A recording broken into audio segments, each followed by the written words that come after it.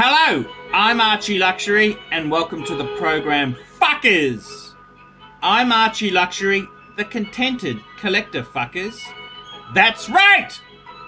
I'm the contented collector. And I gotta tell you, you know something, fuckers?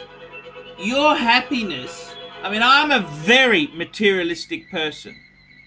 I love my material goods. And I gotta tell you, fuckers, something. I gotta tell you. It's very important to me to have the right luxury goods. And I gotta tell you, now that my collection, I've had a lot of a reshuffle, and I've enjoyed so many nice luxury watches. And yes, I do miss some pieces that are gone. I miss my Rolex President that I used to have. Oh, that was I had that in 1999. That's fucking 15, 16 years ago.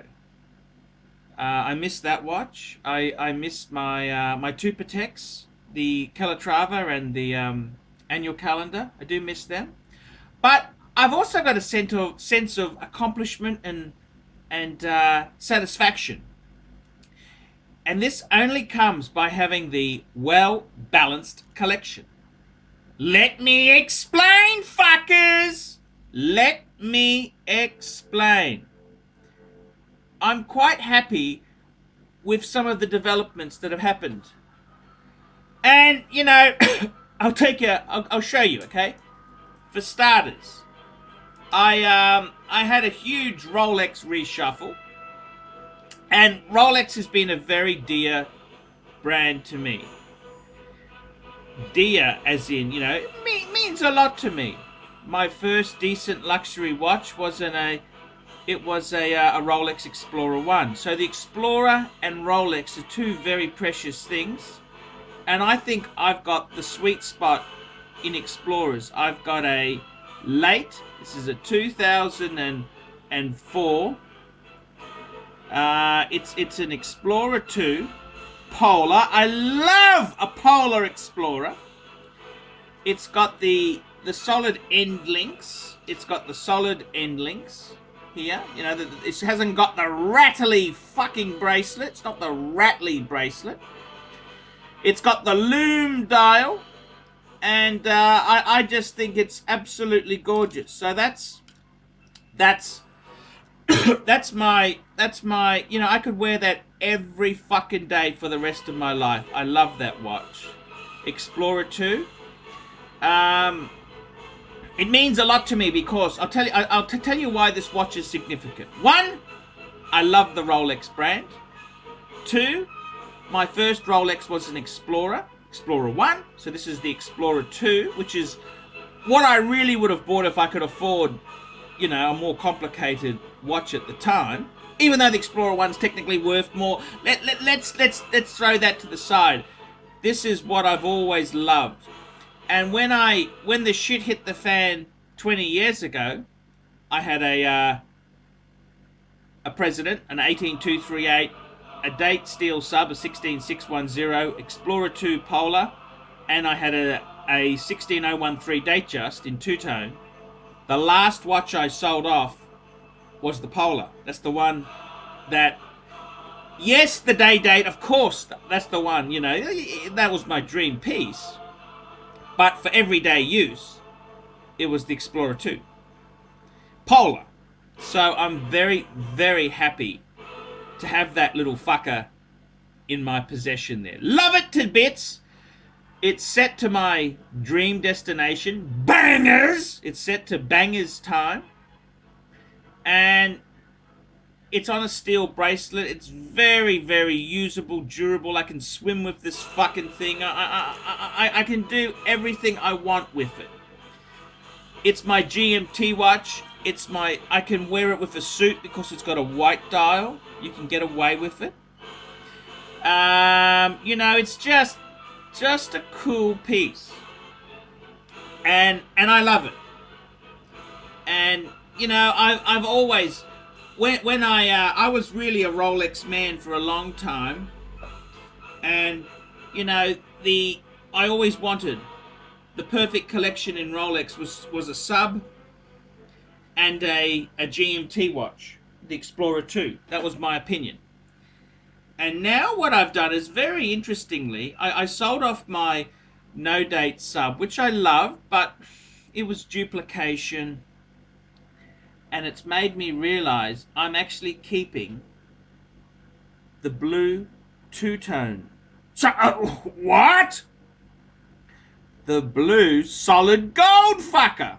Ain't no two-tone in this collection, fuckers.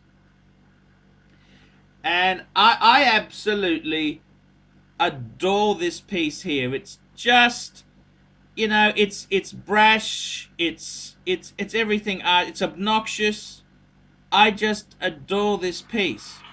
And, you know, I tell you the truth there. My good friend Brian from Zircon Security and Debt Recovery, he's been telling me, get a gold Submariner. Get the blue gold Submariner, Archie. He's been guiding me. And I gotta say, you know, in all reality there, I think this is a keeper. It's really a keeper. It's left field. Okay, so, you know, in many ways, it's a contradiction. It's a sports watch, but it's solid gold. But for me, the thing I love most about it is that it's got the recognition, okay, and it puts people in their place. You don't see many of these gold subs out on the street. They're fairly fucking scarce. So to me, the gold sub, it's just an obnoxious piece of metal to tell the punters to fuck off. And me being the luxury goods superstar, I need something pizzazz. It needs to pop, as Brian would say. It needs to fucking pop. And I really do believe this piece here pops. It pops, fuckers. It really pops. And I love it. Solid gold, 18 karat. I mean, I can wear that as a dress watch now. I mean, I'm going to make a statement in the next couple of days on New Year's Eve. I've got a very special statement about dress watches coming out. But, I mean, this just pops. It's blingy. It's a successful, you know, hustlers sort of, you know, it's the ultimate property developer's watch, you know. And I gotta say, in all honesty, I really like it. It's usable. It's got the bracelet. It's a cool fucking piece. I need a sub in my collection, and why not have a gold sub? So the balance on this here, this is sort of my show-off watch. It's the get the fuck out of my way sort of watch. It sets me. That's my MBA in sales. Okay, 15 years ago it'd be a day date. Now, fuckers, you have a solid gold sub. That's your MBA in marketing and sales. For the internet entrepreneur that I am, you need something to set you apart. I mean, you can't just wear a fucking steel sub date. I mean, that's just so boring. The two-tone's cliche. The solid gold sets you apart. So, you know, that's my precious. It's very left field. You know, you don't expect me to have that, but it just works. I gotta say, I really fucking love it, and I love it. I love it. Solid gold sub. What a fucking obscene thing to have there. ArchieLuxury solid gold Submariner. So that piece means a lot to me, and I hope to keep it. You know, I mean, you know, these things, these are material goods. I think it's a great thing to have. So for me, solid gold blue Submariner. You know, if I sold it, what would I replace it with? So to me, I always want a sub and a GMT watch, and I don't think you can get better than that. You know, that's just fucking That's just a nice combo there. It's a combo deal. It's like a KFC combo deal. You know, you just know the Zinger Burger and the 3 Wicker Wings will work. You know, it just gives you fulfillment, okay? And that's what it's about, fuckers. Don't get me wrong. You know, you gotta be happy in your own collection. It's not for me to judge anyone's collection, unless you've got a Maurice Lacroix. Then I've got the right to say something. And you know, but I got to tell you, the other thing I really do need is an upmarket dress watch. And I loved my Pateks. The only thing is, you know, the white gold, you've got to rhodium plate it from time to time. That's a fucking pain in the ass. I don't want so much money tied up in something that I rarely wear. And I think one of the most beautiful watches is the Reverso. This is the Reverso Grand Date. This is just such a beautiful piece. The first time I saw it, I thought, wowzers, that's just fucking beautiful. Beautiful. Another Jaeger-LeCoultre that really impresses me is the Jaeger-LeCoultre Reverso calendar. That's a triple date. That's also an amazing piece. The Sun Moon, I gotta say, I prefer the Grand Date to the Sun Moon.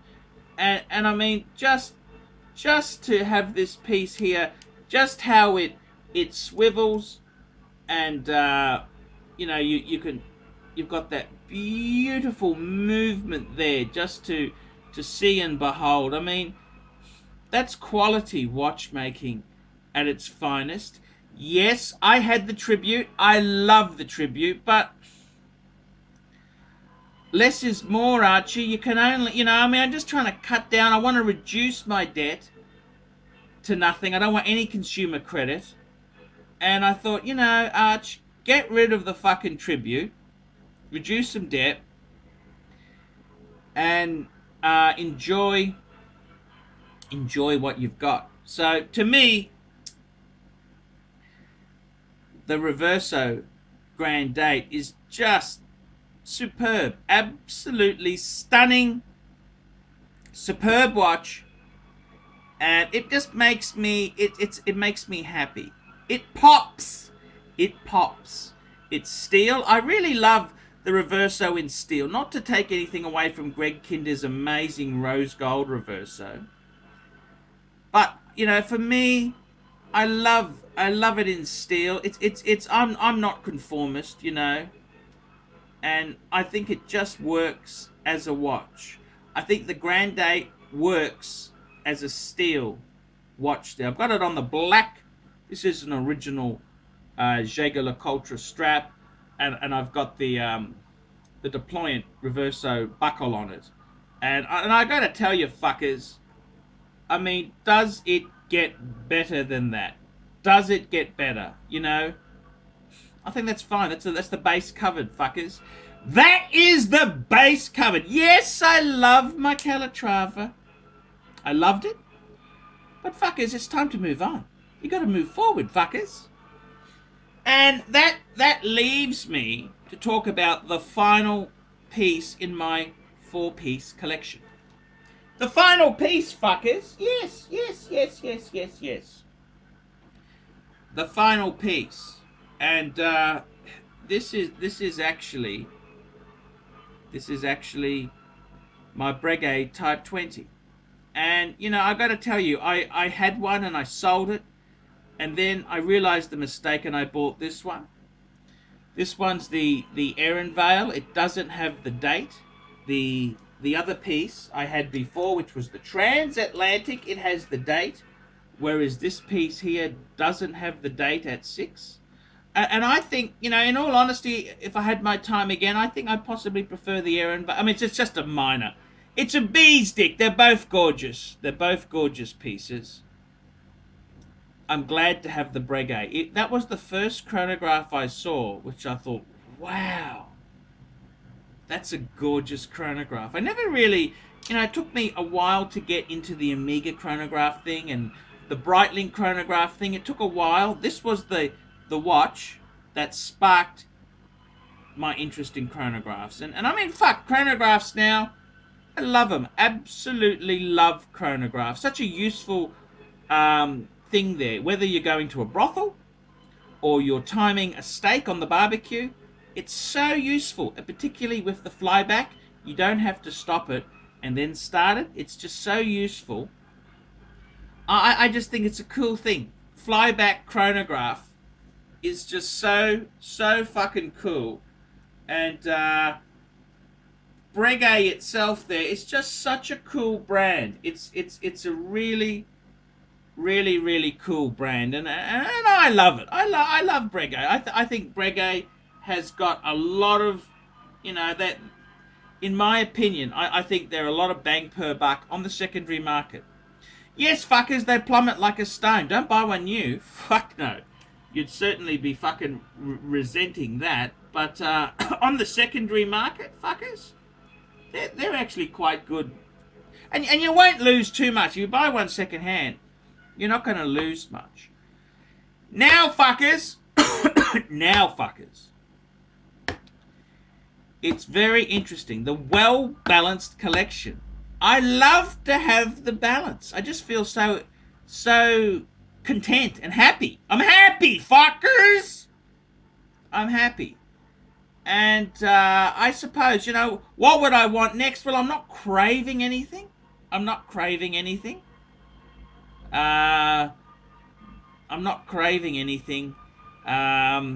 Except a bag of red frogs and some Vietnamese bread rolls.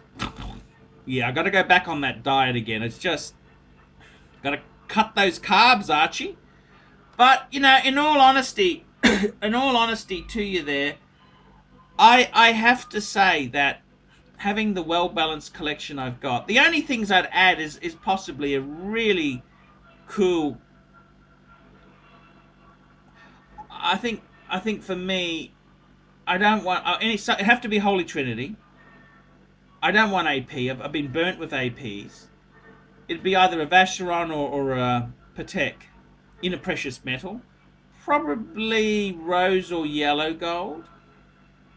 But there's no rush. I'm not craving anything. I'm actually content. I'm happy. I'm happy, fuckers. Happy. So we'll see how it goes there. But yes, ArchieLuxury, the content collector. I'm ArchieLuxury. Tell me what you think of those four fuckers. See you later, fuckers. Nice one, Archie. Great vid. Great to see you happy.